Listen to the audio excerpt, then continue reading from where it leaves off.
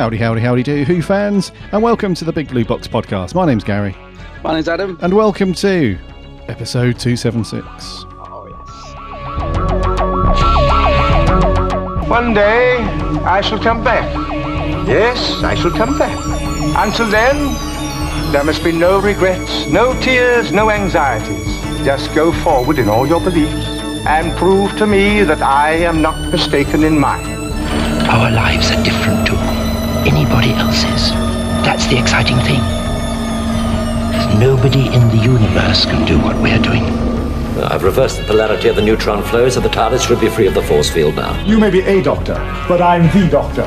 The definite article, you might say. The trouble with time travel is, one never seems to find the time. Change, my dear, and it seems not a moment too soon. Unlimited rice pudding, etc., etc. I am the Doctor! For now, for this moment, I am the Doctor again. The ground beneath our feet is spinning at 1,000 miles an hour, and the entire planet is hurtling around the sun at 67,000 miles an hour, and I can feel it. We're falling through space, you and me. People assume that time is a strict progression of cause to effect, but actually, from a non-linear, non-subjective viewpoint, it's more like a big ball of wibbly-wobbly, timey-wimey stuff. I could be a curator.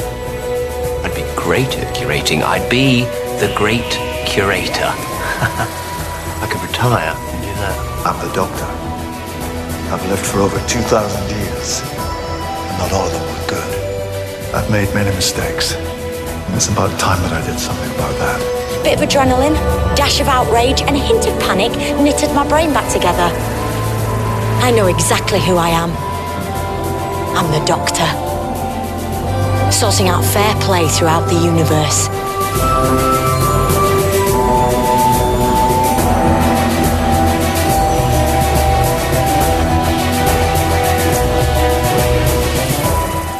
Howdy, howdy, howdy do again, Who fans. Welcome back for another week. Hope you're all well, keeping safe, and that you've had a cracking week and you've all managed to do something Doctor Who related. Yeah. Something Doctor Who related.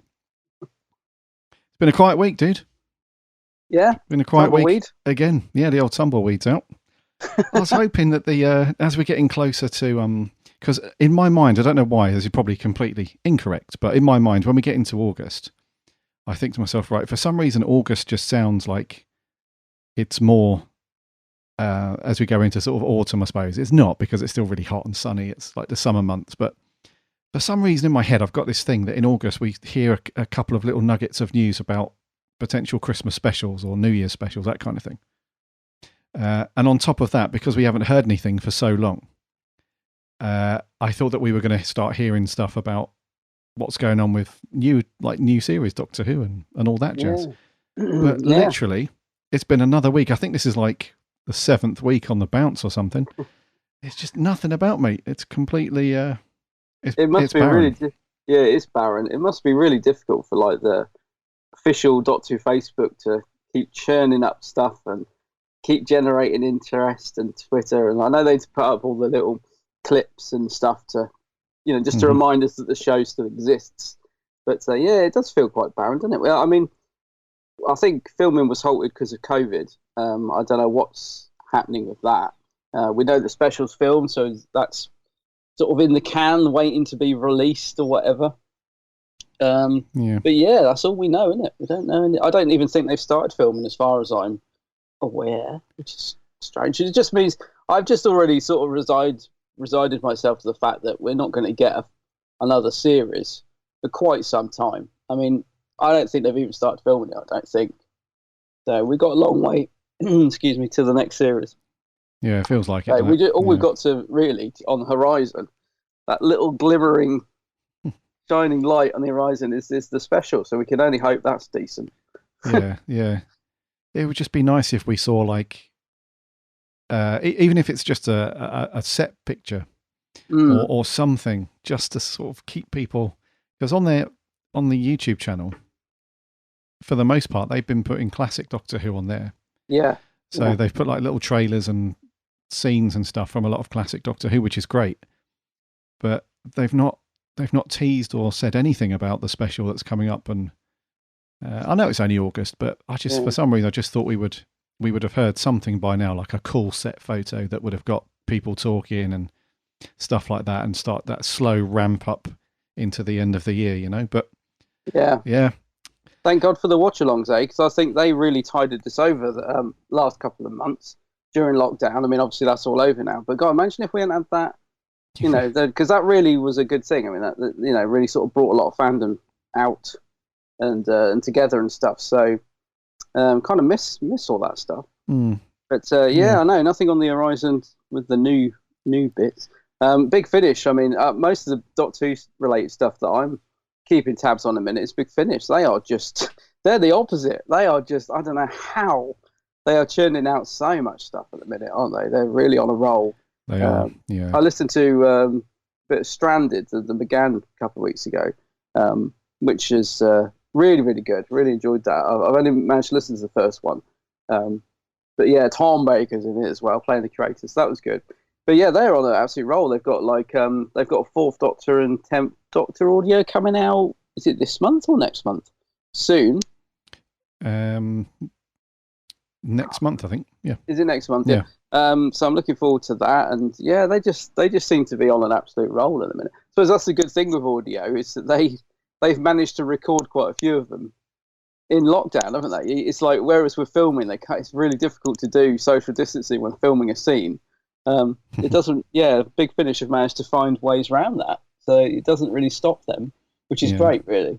So once again, just like they did back during the 90s, they're filling in that void. Of stuff, Big Finish to the rescue. Yeah. Yeah. Exactly. Talking of Big Finish, a quick plug for the website. One of our writers, Jordan, he's done a couple of really cool. Yeah, Jordan Shortman. Yeah, he's done a couple of cool.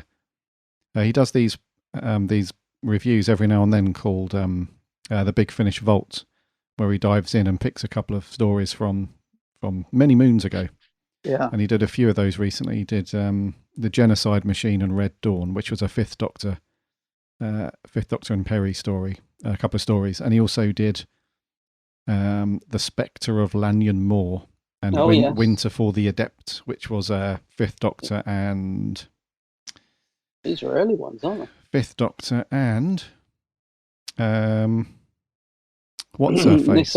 Nissa? Yes, yeah. What's her face? I think that was her first name. What's her face, Nissa? But yeah, I might check out The Spectre of Lanyon Moor. It's a 6th Doctor story, that one. But that's got the Brig in it. That's got Nick Courtney. So that's one of those early. It is.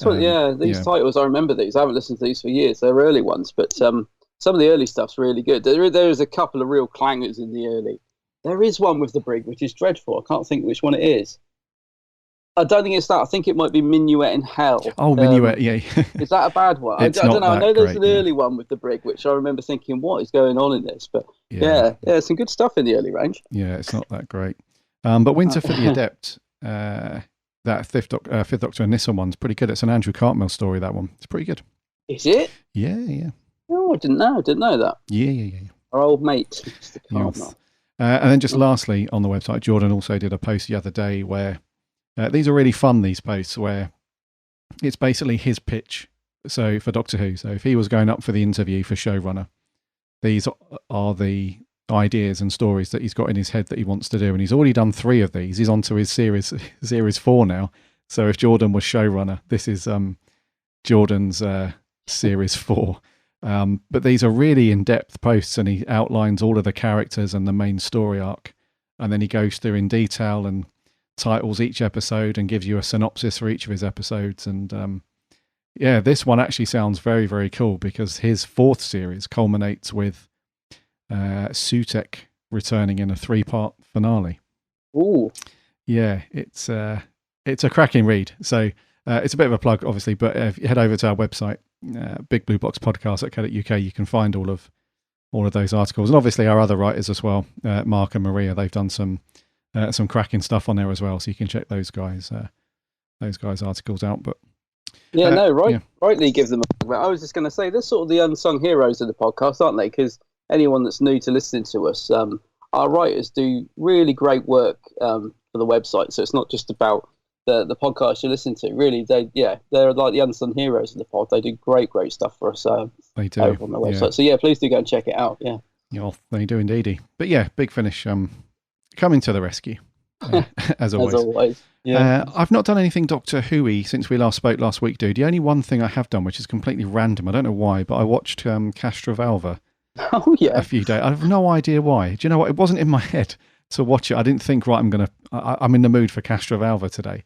Have we reviewed it? We haven't yet. We haven't yet. We haven't? No.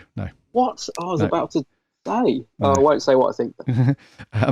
But it's a bloody BritBox app. So when I fire up BritBox and I'll go through it, it was just the first story that was listed under the Fifth Doctor. As the scrolling through, it just stopped at that thumbnail. So I was like, oh, what the hell? What the hell? We'll fire up a bit of Castrovalva. So I can't believe we haven't reviewed that. I really look forward to when we get round to that one. Because I've got some really good thoughts on that. I bet there were bits in it that were cracking you up, though. Of course.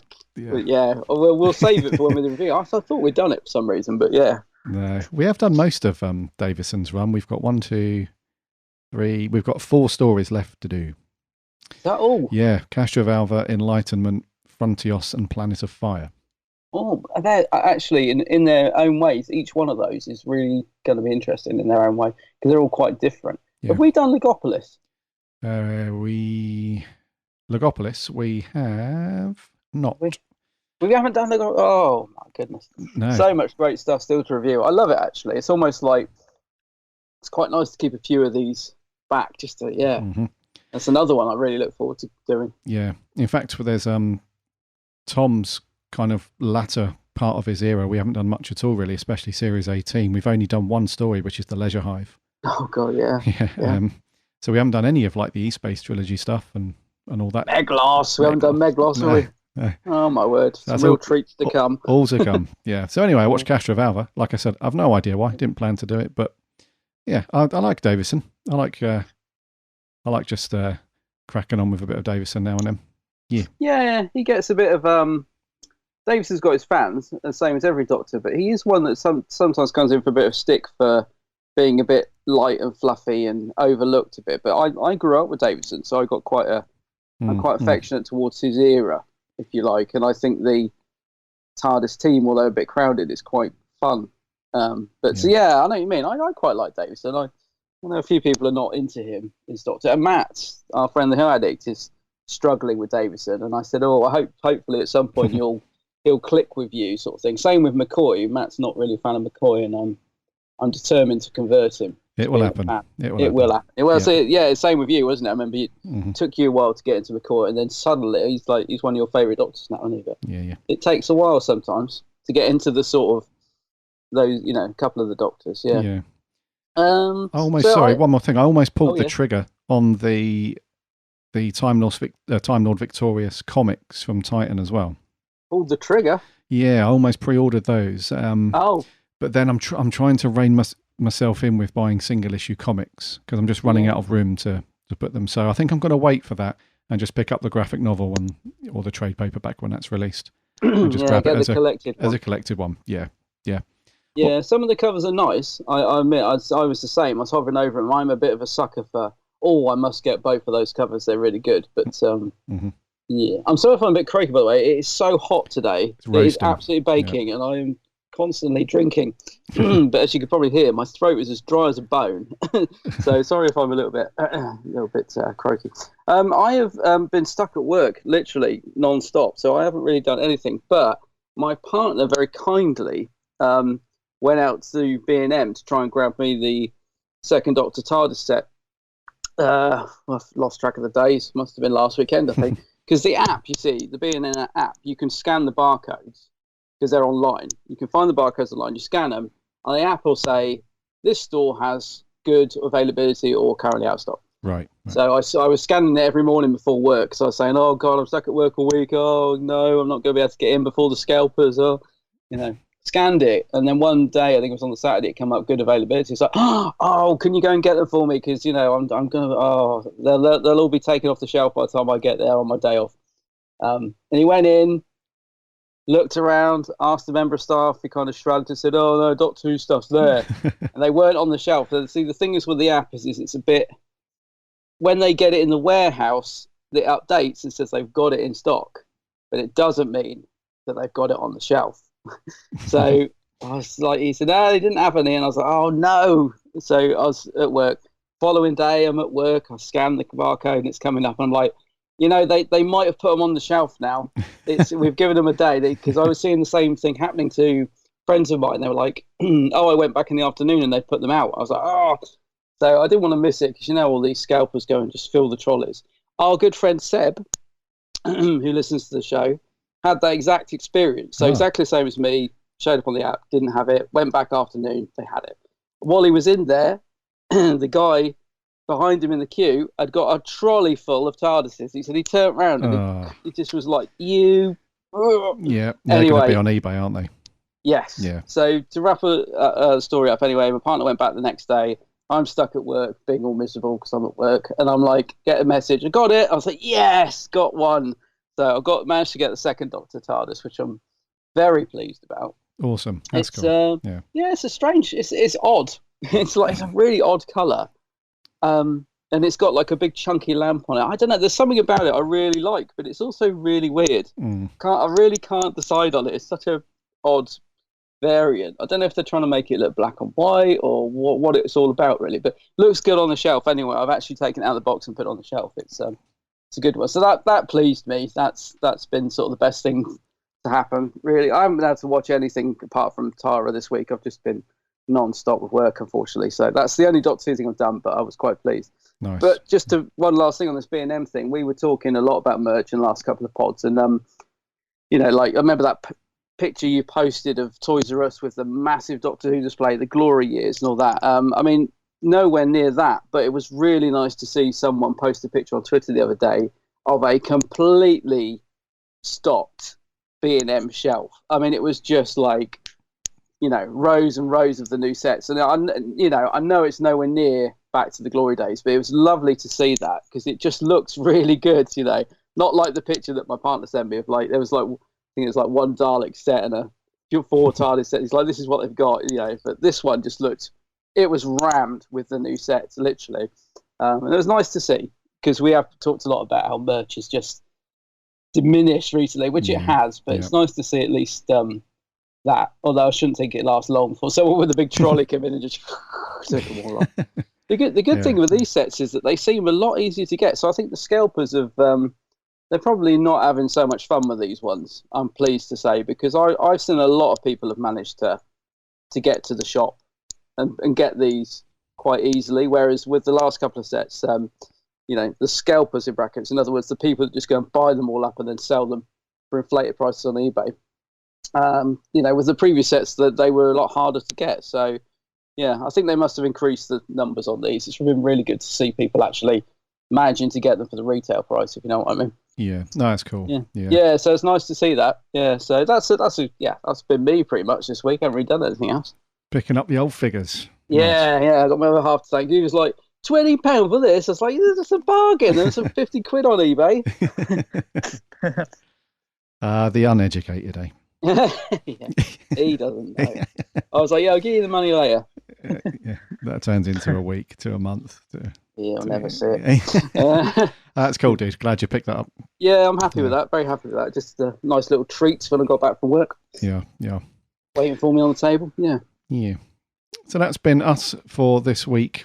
Before we crack on with the rest of the show, in which we have no news to cover, as we said, it's very barren out there at the minute for new Doctor Who newsy stuff. We've got one piece of merch to talk through, which looks very cool. And then we're on to our review of part 4 of The Key to Time, which is The Androids of Tara. Yeah. I keep calling it Terror for some reason. I have no idea why, but it's probably Tara. Because of that terrible beast. The Androids of Tara. Yes. Before we crack on, though, remember to subscribe to the show in whatever podcast app you get your podcasts on. Just do a search for the Big Blue Box. Or head over to the website, bigblueboxpodcast.co.uk. You can find links there to all of the podcast apps and networks and whatnot. We'd love to have you as a subscriber so you don't miss a show when it lands every single Friday. And if you've got a minute to leave a review and a rating, that'd be awesome, because that also helps us out a lot over on that stuff. We're on the socials too, Instagram, Twitter and Facebook. Give us a like and a follow over there. And we interact with you throughout the week. So it's great to chat with other Doctor Who fans, to come and get involved over there. And we've got a free Discord server as well. And there's a link to that on the website. So let's crack on and see what old Grumpy Pants has got for merch this week. Merch corner. Merch corner. Merch corner. It's a bit rubbish, but it's pretty. It's very pretty. Well, there you are, young man. What do you think of that now, eh? A Viking helmet. I know, it's on the telly. It's everywhere. I don't know whether to be impressed or disgusted. Try work in a shop now, it'd help.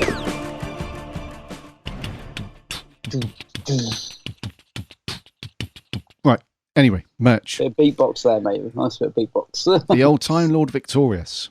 Oh, yeah. I'm bored of this already. Sorry. that big arc that's looming over on the horizon. We have an announcement from Big Finish that this is going to be their final contribution to that story arc, and it's a combination of 2 stories from 2 different Doctors, and it's going to appear as a limited edition or exclusive edition vinyl LP, which is going to be exclusive to Asda here in the UK.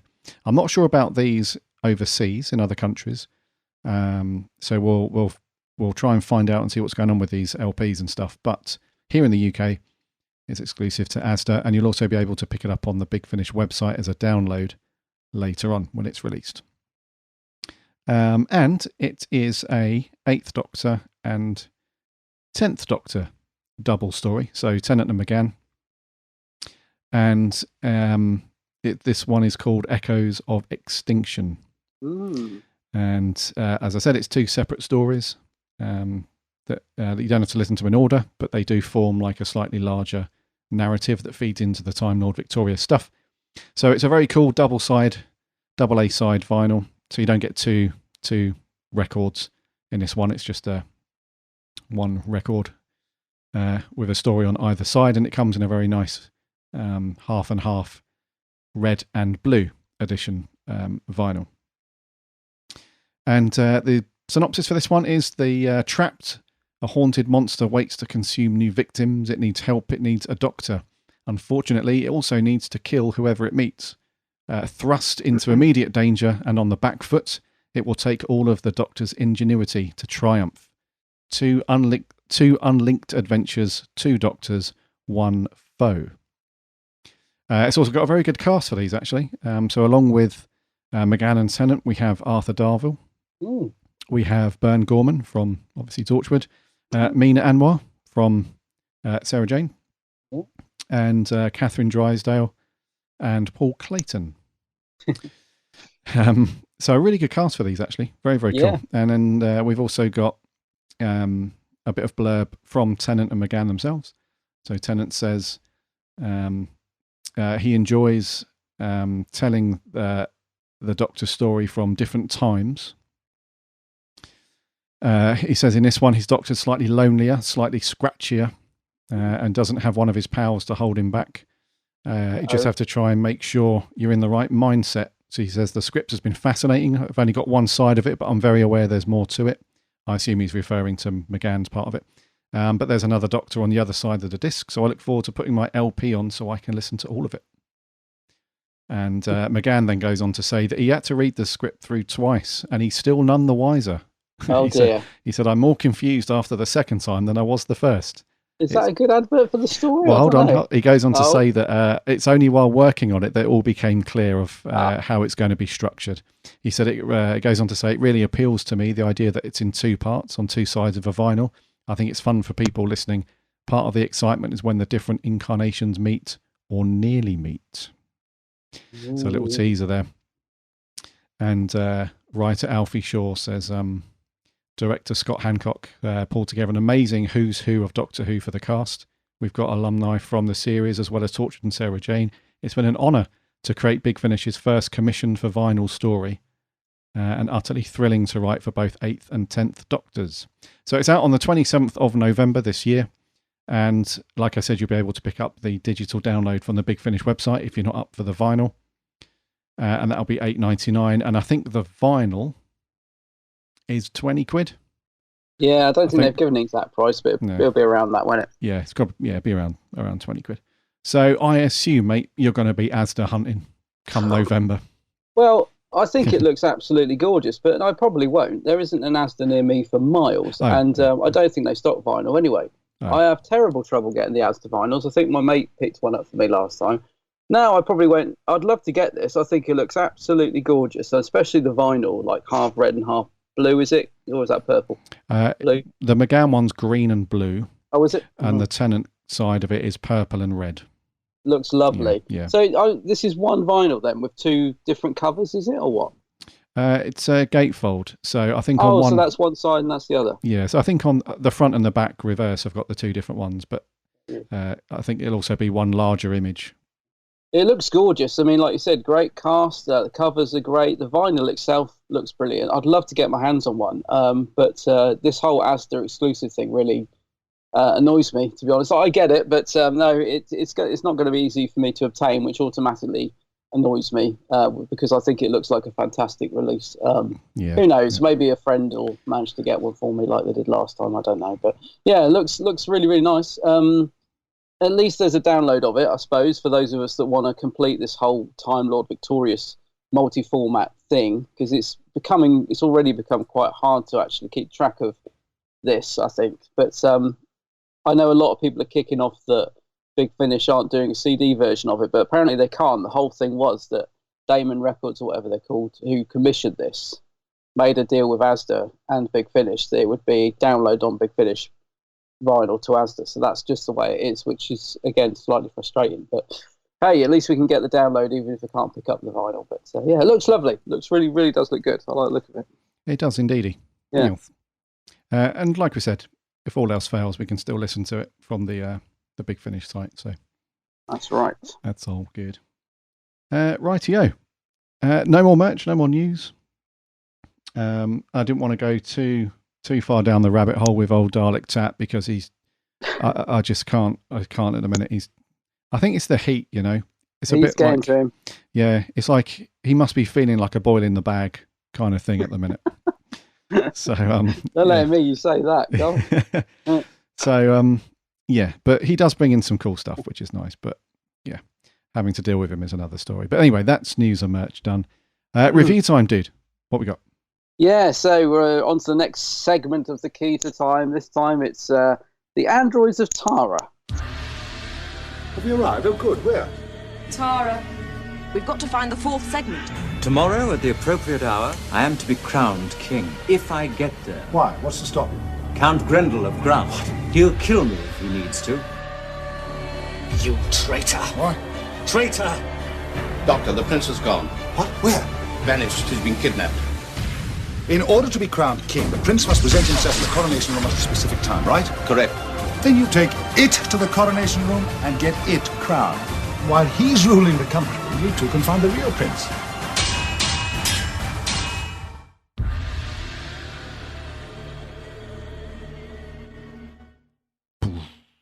Clanging of swords. Yeah. Big old sword fight in this one. Yeah. Yeah. We'll get to that. We'll get to that, yeah. So, The Androids of Tara, Part 4 in the Key to Time. It was first broadcast back in at the end of November, the end of November through to the middle of December in 1978. It was written by David Fisher, directed by Michael Hayes, and stars, obviously, Tom Baker, Mary Tam, and John Leeson, which we've had consistently since the start of the Key to Time, and about half a dozen supporting cast members. And the story for this one is finding the fourth segment to the Key to Time was simple enough, but holding on to it may be a slightly different matter. The Fourth Doctor and Romana find themselves embroiled in the political games of the planet Tara, where doubles, android or otherwise, complicate the coronation of Prince Reynard. So it's all kicking off basically on Tara. We have old Prince Reynard, who seems to be next in line for the throne, but there's this very very thin rule that if he misses his time slot, it can go to just another person who gets supposedly picked instead. So that's a very That's a very weak foundation to build your lore on a planet that if you're a few minutes late, you could potentially miss your thing. Can you imagine me, mate? You know how bad my timekeeping is. I would never be. You would be like, you would never. I'd never make it. I'd probably get. No. I'd be there the day after, probably. No, you wouldn't have a chance, mate. No. So yeah, there's another dude that's involved. He is Count Grendel, and he's got his eye on the throne. So what he's done, he's kidnapped the prince, but unbeknownst to him, they created a doppelganger, an android of the prince. And as the Doctor sort of goes into the story, he decides that he's going to help these dudes out. So he sort of fixes the android, and their plan is, we'll just put the android, make him turn up on time. We'll put him in the throne room. He can get crowned. Coronation's all done and dusted. And then they can go off and rescue the real prince. And then nobody's any the wiser. But it doesn't quite work out like that.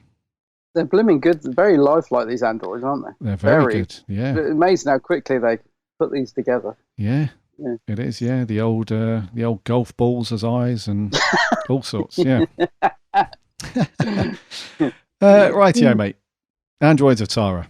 What are you saying on this one? I don't know. I mean, it's ludicrous, and in many ways, I think it's pretty bad. But I also kind of enjoyed it. I don't know. I wouldn't even put it as a guilty pleasure. It's I don't know. It's kind of fun, but it's all the way through. I was thinking this is just kind of crackers, you know. There's a hell of a lot of padding in it, but it's kind of enjoyable padding for the most part. So, yeah, it's a strange one. This, I think, in many ways, it's not a particularly great story, but I did enjoy watching it. So, okay, I'm sort of putting it in that category of one of those, if you know what I mean. Like, it's not a Brain of Morbius or something that I'm going to say, that is a gem, that is a classic. Androids of Tara, it's going to be one of those where I'd put it on just for an easy watch. Right. But I don't know. There are so many elements to it that really shouldn't work, but they are kind of done in a fun way. Like the androids, for example, they're just magically, here he is. Look, we've made another one, and it looks exactly like the princess, whatever her name is. And you think, well, hang on, where is this factory that you're churning out these exact replicas? You know, it is crazy. Yeah, But I don't know. The cast hold it together as well. I think the cast are quite good in it. I'm going to sum it up by saying there's a charm to this story. It's far from great, but there is a charm to it that makes it fairly watchable, I thought. So, yeah, I quite enjoyed it in some ways, but it's not a classic. It's probably my least favourite so far from The Key to Time, but I still liked it. Okay, right. Your least favourite so far? So far, yeah, because I've not really a massive fan of The Key to Time era, but I have been enjoying our little trip through this more than I thought I would, so I quite enjoyed it up to this point. But yeah, I think out of the ones we reviewed so far, it's probably my least favourite. Okay. But I still liked it. Right. Yeah, so that's where I am. A little bit on the fence on this one. A little bit. What about you? Yeah. All the way through, I kept thinking, Gary will either be just rolling his eyes, or he'll just be cracking up at this. I agree with you for the most part, dude. I think it's got a certain charm about it. Yeah. And it's got a certain quiet charm as well, I think is the best way to put it. Because not a lot really happens. No. Is the best way to sum it up. I think it's a thin storyline, isn't it? It's very thin. Yeah. Very thin. If it wasn't for a couple of amusing supporting actors, it would have been really boring as well. Yes. I agree with that. Yeah, definitely. So, for a 4-parter, I'm really struggling to pull out some real big moments that happen in each part. It kind of feels like remember in the past we've described stories as like they just simmer along and they don't really build up to much. It's kind of like that in a way, because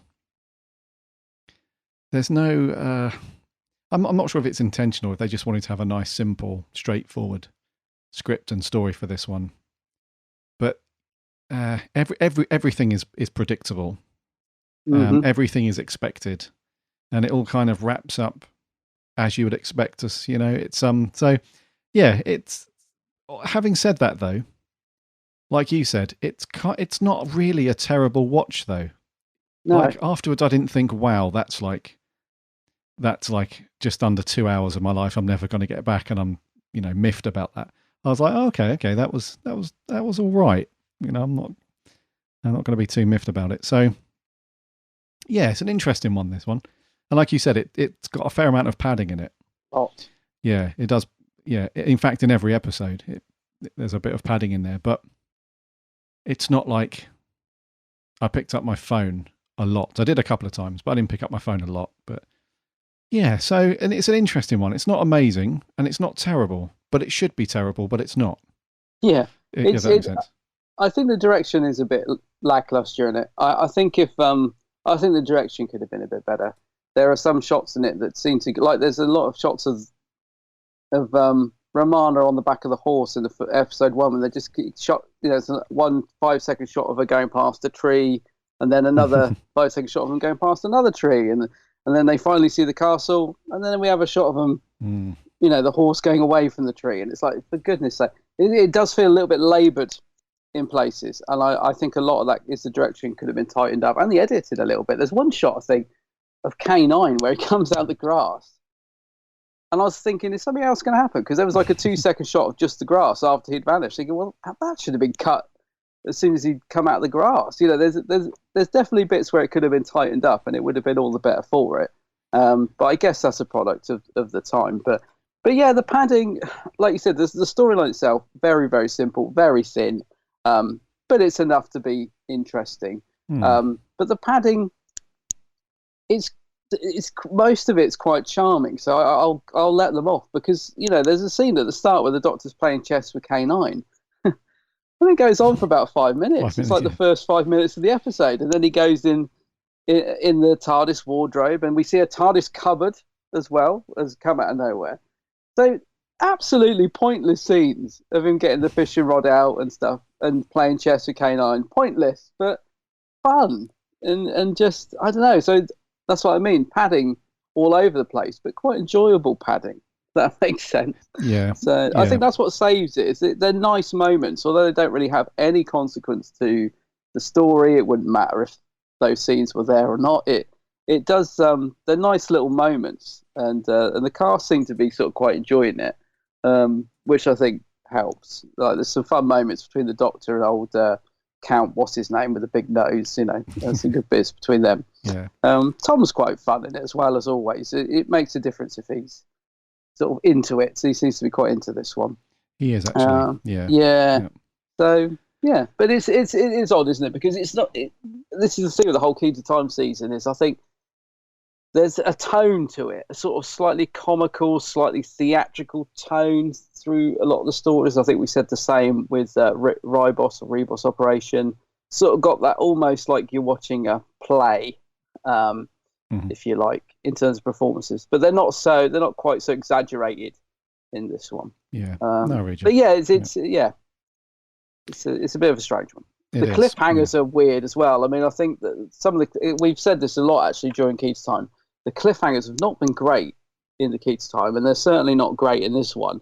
But there is one that was a bit shocking, which is where the Doctor's belts Romana or Princess what's name over the head, and it ends like with a, I don't know what he's got, like a fire poker or something. Yeah. I was just like, come out of nowhere, and I was like, what the hell was that cliffhanger? I just thought it was interesting, considering in the last story, Stones of Blood, Tom refused to do that scene where he pushed Romana over the cliff. Oh, yeah. As a hologram. He refused to do that, but he's quite happy to pulp her head in with Smash, Yeah, I thought, okay. But that was a slightly more interesting cliffhanger. But the other one's dreadful, when he just goes, oh no, the Count's got Romana. And you just see the guy on the horse. It ends, and I was like, what? Yeah. That was terrible. I know, mate. Yeah. I think it's, I think David Fisher, with the script, I think the concept was fairly basic to begin with. Like I said, there's nothing crazy going on in this one. But then when it comes to translating that to 23 minutes worth of screen time, it's obvious, isn't it, that they just didn't have enough, because We mentioned the sword fight scene that seems to go on forever. Oh. But then there are scenes where things like, I'm assuming meant to be exposition shots where you have like these camera angles where you just see things happening. There's no one talking. It's just, they're moving from A to B or something like that. And they just take a long time to do that stuff. And so it's kind of weird, but it's strange. The sword fight scene in particular did stand out as a low point. That should have been sort of a high point as well. That should have been a good climatic end to the story. But that was, for me, there's two things that ruined that scene.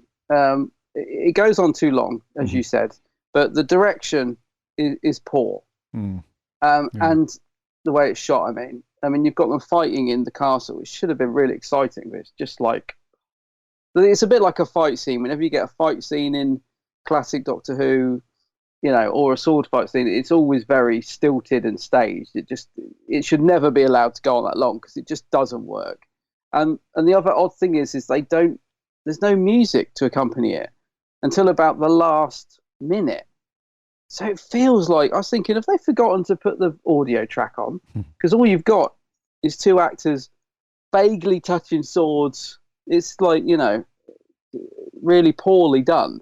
But you need some music to add some drama to it, because otherwise all you've got is two actors who are doing some very rehearsed, I'll go left, you go right, left, right. You know what I mean? It's so stilted that without music, it makes it feel even longer than it actually is. So because of that, I think, I put it down to the direction and the, and the production, really. It needed something to really bring that scene alive, because look at the sword fight between Pertwee and the Master in the Sea Devils. That's it's fantastic.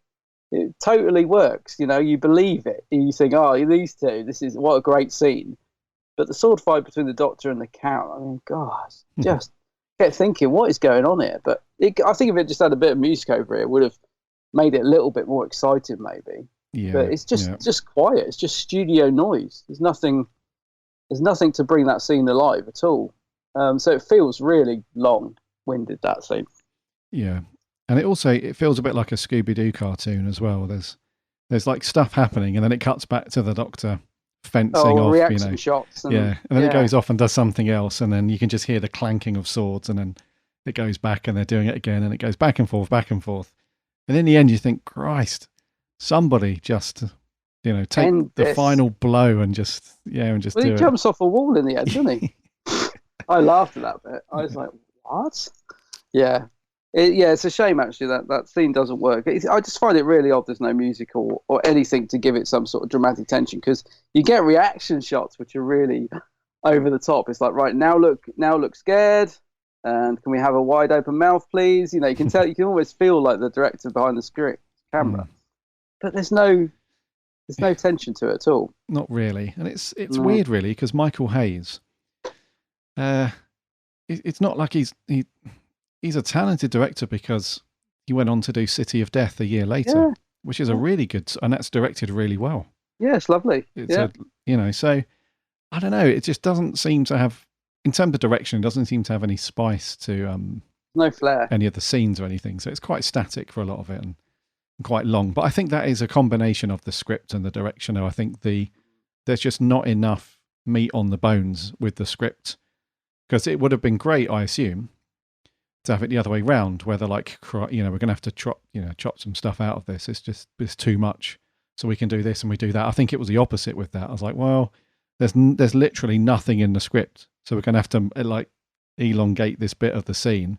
We're going to have to stretch that bit out because nobody says anything. There's no story. So it is a weird one. Having said that, there is a couple of scenes that do look pretty good.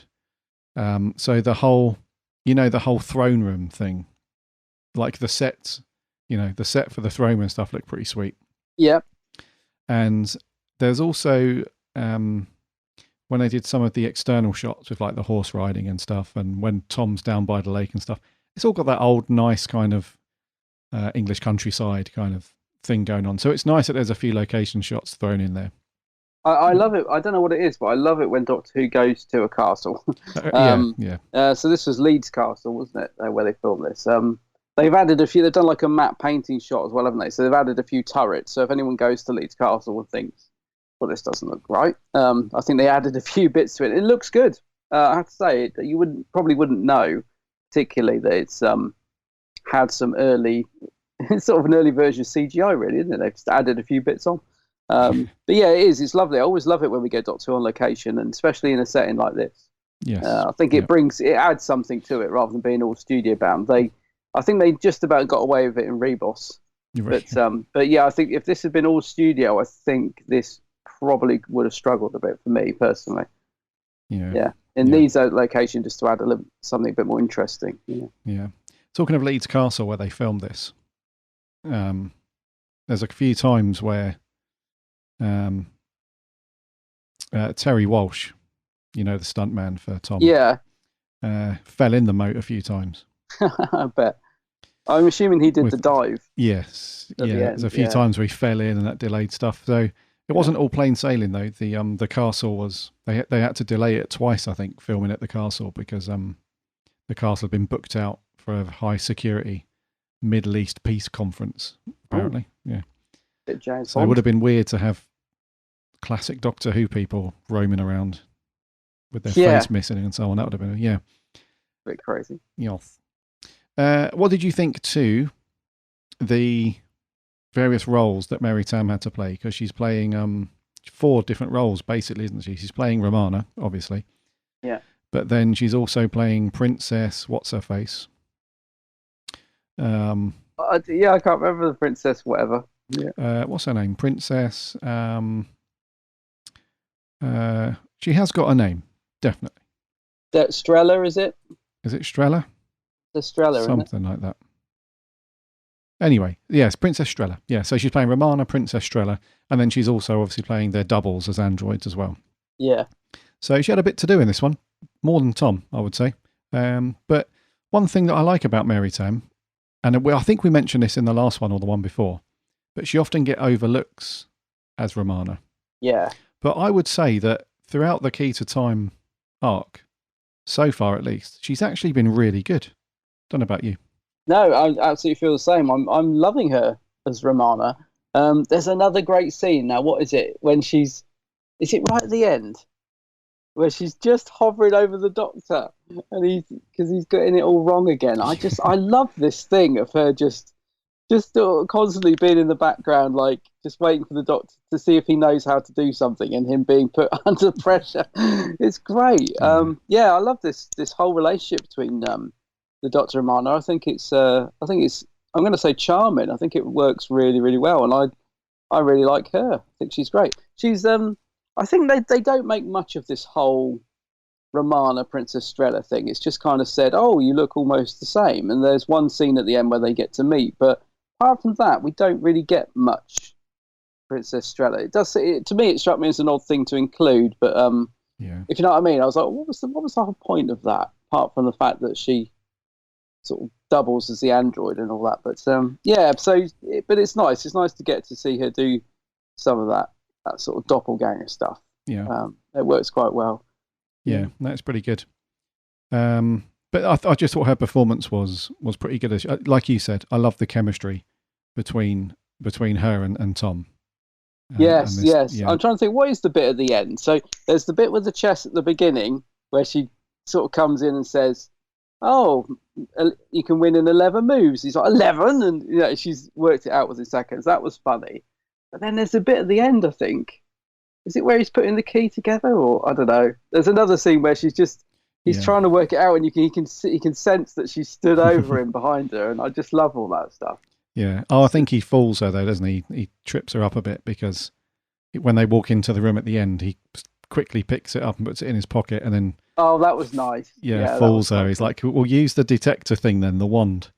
Yeah. So she's looking around, and then she finally realises that it's in his pocket. He's got it all the time. And a nice scene with K9 at the end. Where's K9? Oh yes, forgot about him. He's in the boat. I thought that was. That's what I mean. Little moments like that really help to bring this story up, I think, from being quite an average story to just being a fun watch. It's just lovely little moments like those, really. But Bants. Bants. Yeah. Some other cast performances. There were two that I found to be pretty funny and quite entertaining. The first one was obviously Count Grendor, who was played by Peter Jeffrey. Yeah, we've seen this so many times in Classic Who, where we just have this kind of over the top, borderline pompous kind of performance. But I think in stories like this, you need someone like this. Otherwise, it does work. It does, doesn't it? Yeah, it does work in this one. I thought. I must admit, I genuinely thought he was wearing a fake nose at the start. I genuinely did. It was only where we did a close up. I was thinking, is that his actual nose? Because it really suits the character. His whole look is just perfect for that role. Yeah, if you know what I mean. No, I thought he was really good fun in it. He's a little bit pantomime villain, but it totally suits the story. So I enjoyed his performance. So I do like the scenes with him and Tom as well. There's not that many actually, but when you get the two together, they're quite good fun. The character's irritation with the Doctor just constantly ruining his dastardly plot. Yeah. It's really fun to watch. Yeah, it's funny the first time we see it. So when they walk into the throne room, he's full of beans. He's about to be crowned because his plan's about to come off.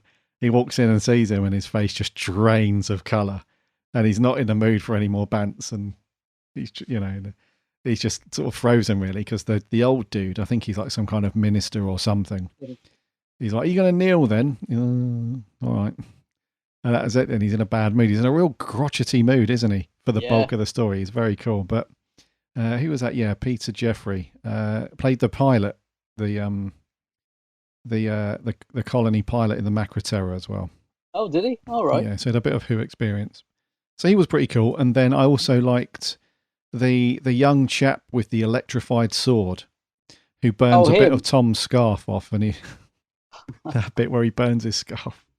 I thought he cut all the way through it, but it's just a little piece, isn't it, that comes off and. Well, it cracks me up the way Tom chases after him, saying with this little bit of scarf in his hand. Again, a really nice little moment. That, he was quite good fun, wasn't he?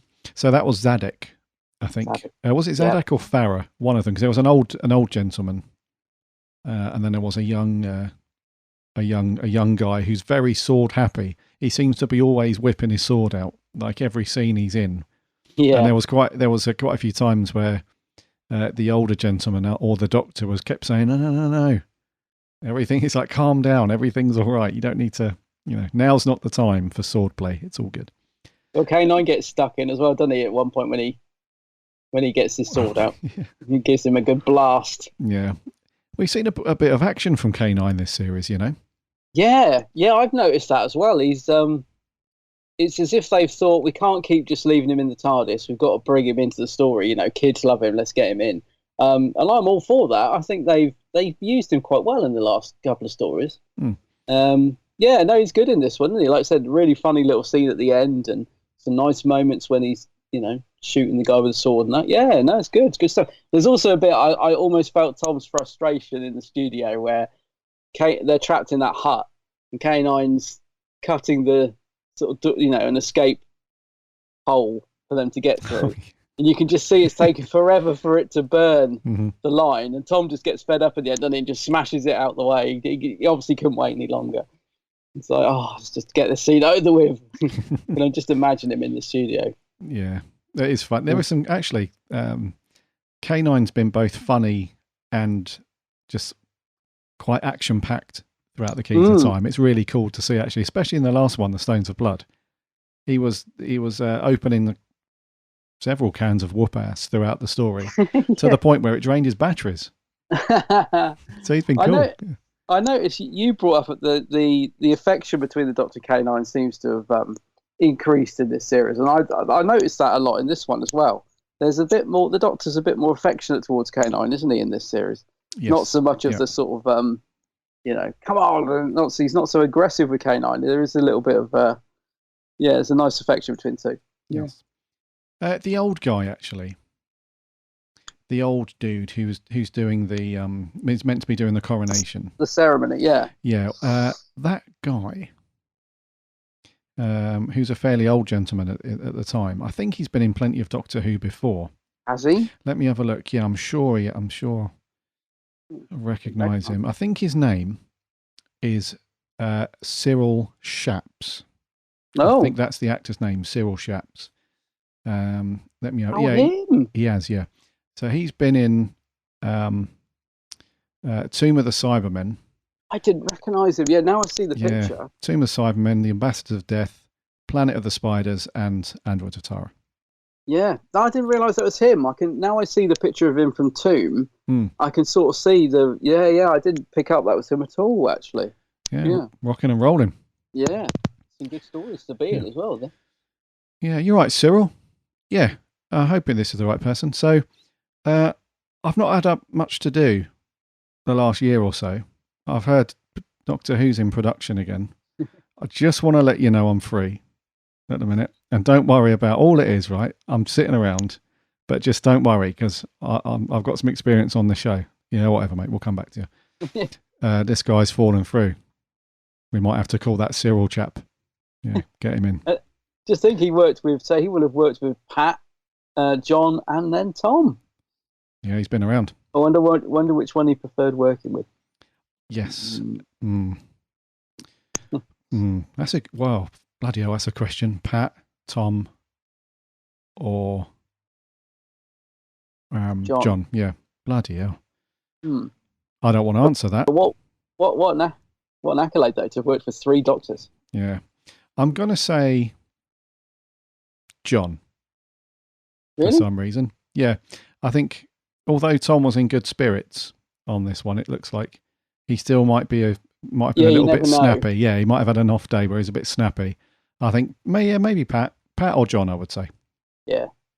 Because he's knocking on at this point, isn't he? Maybe when he was doing the other ones with Pat and John, they was down the pub quite a lot. Whereas this one with Tom, he's like, oh, this gentleman's a bit rude, isn't he?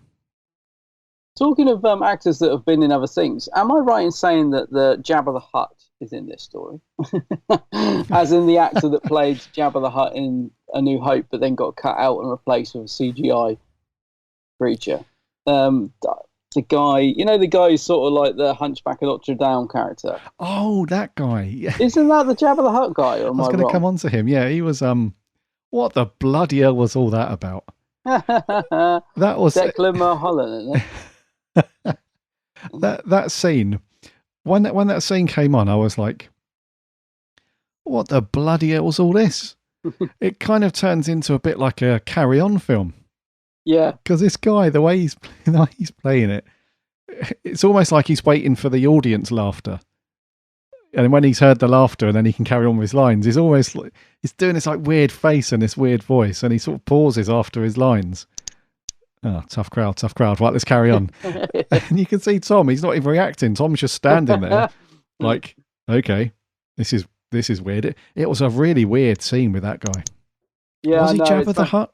Yes, it's Declan Mulholland. Oh, so, yeah. Because I was worried when I saw in the production notes he was Jabba. I suddenly had a heart stop moment because I thought, hang on, we haven't reviewed this story, have we? Because I remember we've spoke about this before where I've said to you, he was Jabba the Hutt, the actor. And I'm thinking, so what story was that? But he was also in The Sea Devils. So we must have reviewed that. So we had this conversation before, and I was getting a bit worried. I was thinking, was he in 2 Doctor Who's? But yes, he was the famously deleted original Jabba the Hutt. Yeah. Yes, got cut. Yeah. So listeners that aren't aware, we're not talking about the guy that sat in the Jabba the Hutt costume working. No. So there was a scene that they filmed as just a normal human being playing Jabba. They confronted Han, didn't they, outside the Millennium Falcon? And, right. Yeah. Anyway, so that's interesting, cool. But yeah, what a weird scene, man. What a weird scene that was. Weird. Yeah. Music wise, kind of minimal again from Dudley. There's a couple of moments, but. Yeah. It's actually now. I normally love Dudley's music, as you know. I don't know why. I didn't dislike it in this, but it didn't do anything for me in this one. Dudley's music. I don't know why. There were certain music cues which I just thought seemed a bit. Don't know. Yeah, like he wasn't really into it, or he just sort of was. What's the word? Going through the motions a bit in this one. I felt. Didn't really sort of suit the story that well. I don't know. Nothing wrong with it, but I just didn't think. Like City of Death, you hear the music, you think, "Oh, I love this." There was nothing in this that I particularly liked from Dudley. Nothing I didn't like, but you know what I'm saying. Just a bit run of the mill from Dudley in this one. I felt like he was just, let's put a few flutes on there and let's have an oboe come in and that'll do. I don't know, it just didn't. Yeah, sorry, excuse the awful. He was Australian, wasn't he? Yeah. No, I read you. It's there was a couple of moments where there was a bit of the music lasted, I don't know, 5-6 seconds, but then the rest of it is just very, very minimal, like hardly anything, to be honest. Was he on holiday when they did the sword scene? Dudley, we need a bit of music for this fight scene. Oh, I'll get it to you later. Opening a tinny. Bloody hell. No, I don't know. It just was a little bit, it was a bit lackluster. Yes. We've mentioned this a couple of times throughout the Key to Time, haven't we, where I normally love Dudley. Sorry, it sounds like I'm being harsh. I love Dudley's music, but yeah. Oh, yeah, we both do, yeah. Normally his stuff is cracking, but for some reason it just a bit lackluster through the Key to Time. Maybe that has to be intentional. I think they nobody sort of accidentally falls and trips over into working on Doctor Who on this stuff. So yeah, completely intentional, I would say. Sammy's going to be going mad over my accent. Sammy will be. Yeah. Sorry, Sammy. Yeah. I can already feel your wrath coming for me. Right. Anything else to say on? Oh, sorry. The character of Prince Reynard obviously had a pretty big part. Neville Jason. Oh yeah. What do you think to him? I thought he was all right actually. Again, he has to give a slightly. Pantomime's not the best word, but you know what I mean. He has to sort of get the performance level right without being too over the top. And I thought he was okay. I thought he looked like he was taking it seriously. He kind of suited the look of the role, same as Count Grenville. So yeah, I thought it was quite good. The robot bit's quite funny as well when he's got to play both parts because they haven't quite lined up the shot, have they? So the robot walks out the room and they do a bow to each other, but it's looking in the wrong direction. But it's not really his fault. No, I thought he was all right. I thought he was quite good as a character. Very, very good. Sort of classically trained actor. Yeah, you can tell he's got that. Yeah, that kind of classic theatre kind of vibe about him. Neville Jason. He passed away a few years ago, sadly. Oh, did he? Yeah, but he was pretty good in his character though. He had a kind of, to me anyway, had a combination of kind of taking it 90% seriously, but there was kind of a little 10% that was a little bit like, let's ham this up just a little bit. Just a little bit. And he played a very, very good ill person though. I think when he was trapped in the dungeon, he had flu or something, or he was whatever. But it's funny you say that because it did actually, when someone's ill and you think, oh, he did actually play a good ill person. Yeah. I know what you mean. Yeah. All right. Anything else on this one, dude? Not particularly, no. Just one last little thing was that I liked the fact they got the key out the way early because it just made it a little bit different rather than trying to find the key all the way through the story or, I just like the fact that they literally in the first sort of 10 minutes, she goes up, there it is, I've got it, but then it obviously gets taken off of her. But then, it's kind of done and dust. They kind of get on with the rest of the story without it being a major plot point. So I liked that. And just lastly, I did like the assistant lady in terms of her performance. I thought she was quite evil, but without being over the top. The Lamia. Woman who was doing all the... Lamia. What was her name? Character name was Lamia, but she was played by Lois Baxter. Yeah, I just liked her performance because I thought she was quite menacing, but quite subdued as well. She didn't go over the top with... You just got the feeling she was a bit unhinged. Yes. So in terms of, I just thought she was quite a good villain, if you can even class her as that. So I liked her performance. I thought the look of her as well, with this funny little thing on her face. It just, I just thought it was a good character. Quite unnerving. You were never quite sure what she might do or not do. I think they could have played up a bit more the fact that she was jealous of, because she clearly liked the old Count, didn't she? And there was a couple of moments where she was getting jealous that the Count hadn't given her some attention. So could have built that up a bit more. But she was good. I liked her. Just was never quite sure what she was going to do. Was she going to rip Romana's arm off, or there's a few bits that were a bit sinister. Yeah, she was good. To like the little inclusion of she was obviously in love with the Count. Yeah. And that face walking around on his nose. So she was up for being with the Count ultimately. But I think the way that she played the character, and I think Romana does say to her, "It's never going to happen, love. It's never going to happen." Yeah, it's never going to happen. He does say a mildly rude line, doesn't he? Something about, I showed her an indiscretion once. And I thought, gosh, that's a bit close to the knuckle. Holy crap! Yeah, I've got that in my notes actually. Yeah, so basically, a one night stand later, she's got her hopes up, and he's like, "Oh, that was a one-time thing, love. Don't get too excited." He's just like, yes, well, I'm not going to. Yeah, it's pretty clear what he's getting at. Yeah. Devil. Lois Baxter. Yeah, she's pretty good actually. Yes, I liked her. Yeah. Right. Yeah. Okay. Scores. I think it's me to go first. You go first. I'm going to give this a 6.5. Oh. I'm close. I'm giving it a 6. A 6. Okay, cool. 6. Yeah. Why did I give it a 6.5 and not a 6? What's that 0.5 for? I think it was for just that what we spoke about at the very beginning.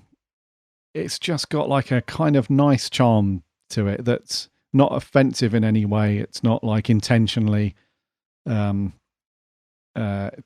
It's just like, we just want to have like a fairly steadily paced story, which is quite cool. And then the 6, obviously, because it's not a terrible watch. It's fairly okay, but it's not going to set the world on fire for sort of amazing classic Who moments. So yeah. And a 6 from you.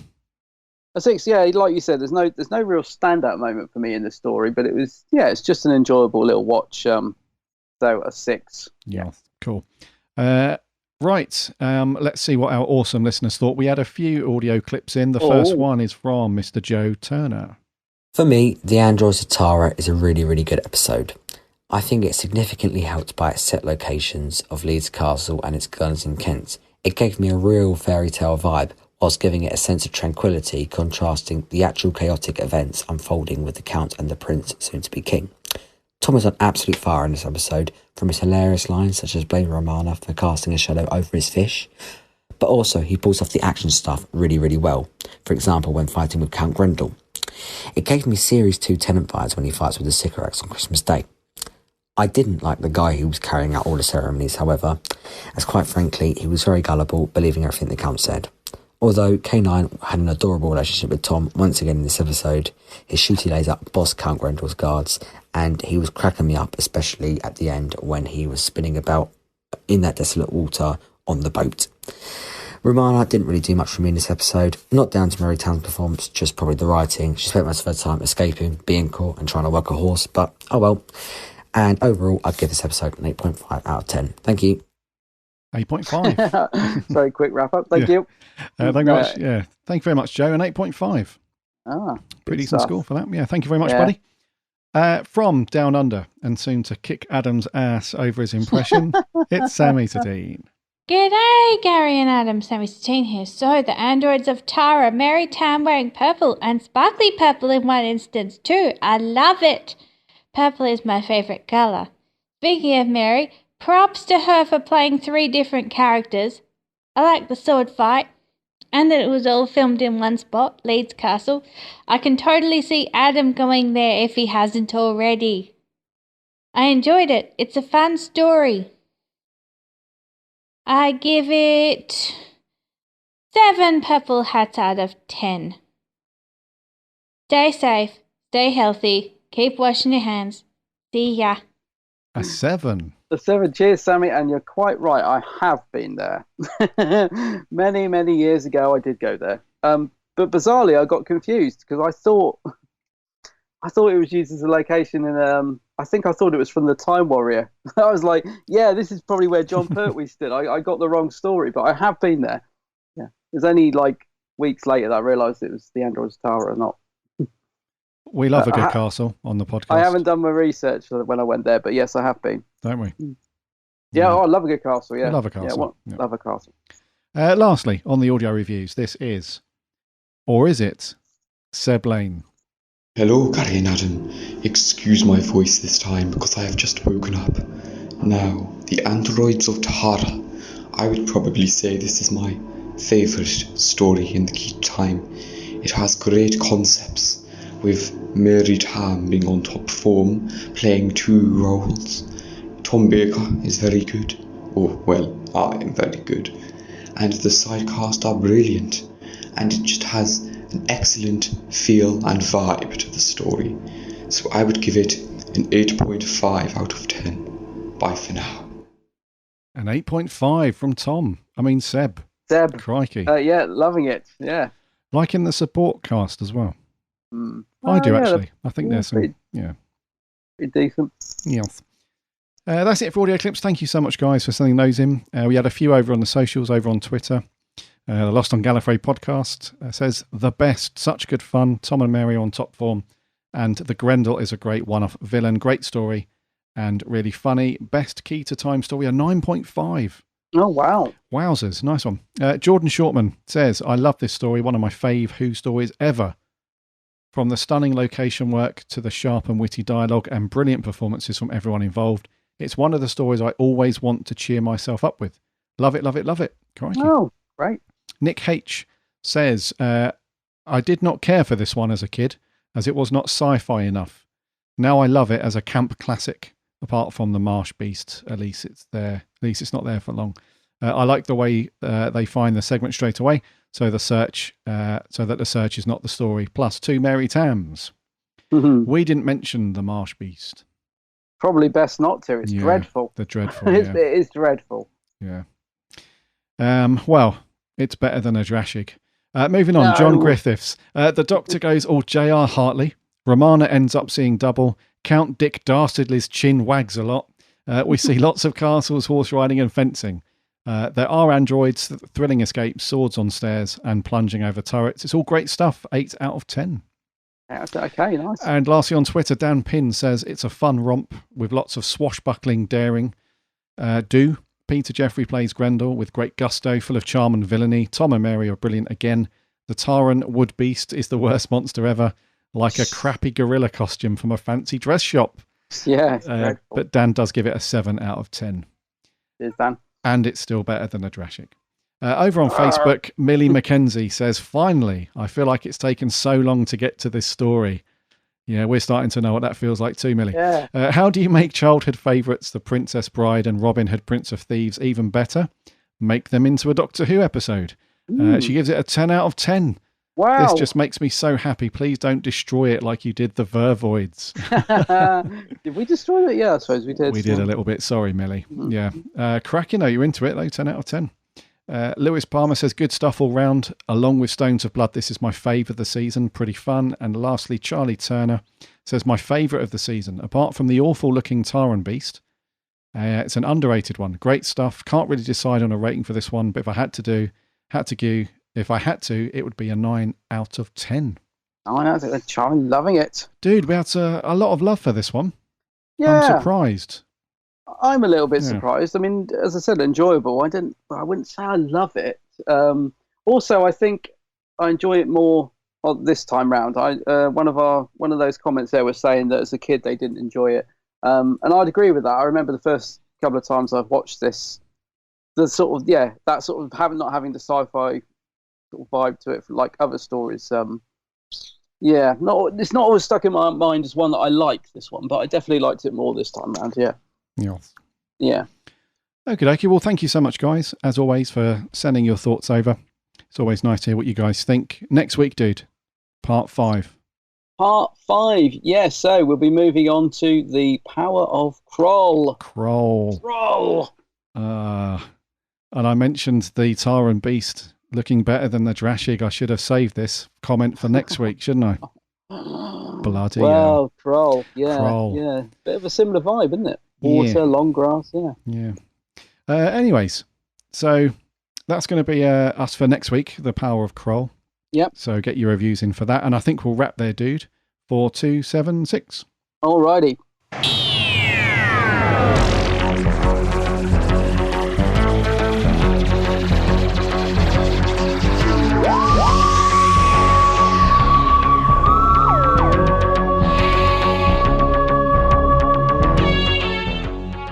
Thank you, Who fans, for sticking around for another week and listening to our show. It's been great to have you on board for another week.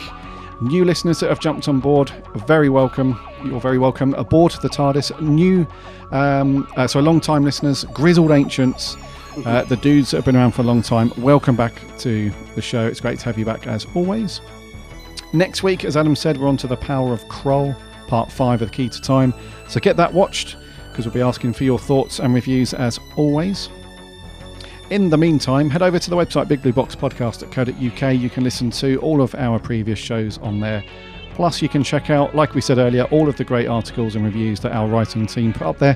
Loads of cool Doctor Who stuff to get stuck into. There are links there to go off to the various podcast networks and apps. We'd love to have you as a subscriber so you don't miss a show when it lands every Friday. And if you've got a minute to leave a rating and a review, that would be awesome, because it helps us out loads and loads. And thank you to the recent reviews. We had a couple pop up recently on Apple Podcasts, so thank you so much for those.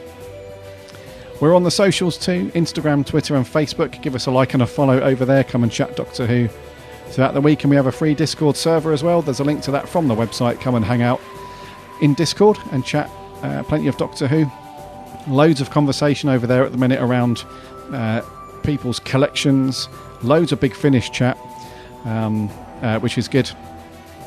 And we're on there as well, so you can come out and chat to us and stuff. It's all good to chat Doctor Who. Also, check out my co-host channel over on YouTube, The Geek's Handbag. Yes, Geek's Handbag. Lots of vids, unboxings, Lots of stuff. Loads of stuff, yeah.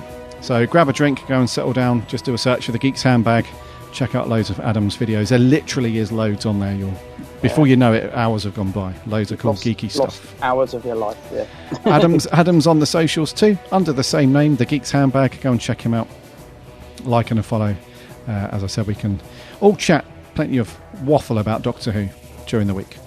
We will be back next week for episode 267, hopefully with some news and some cool merch, and then continue our reviews for the Key to Time stuff with part 5, The Power of Kroll. Whoa. Until then, my name's Gary. My name's Adam. And remember,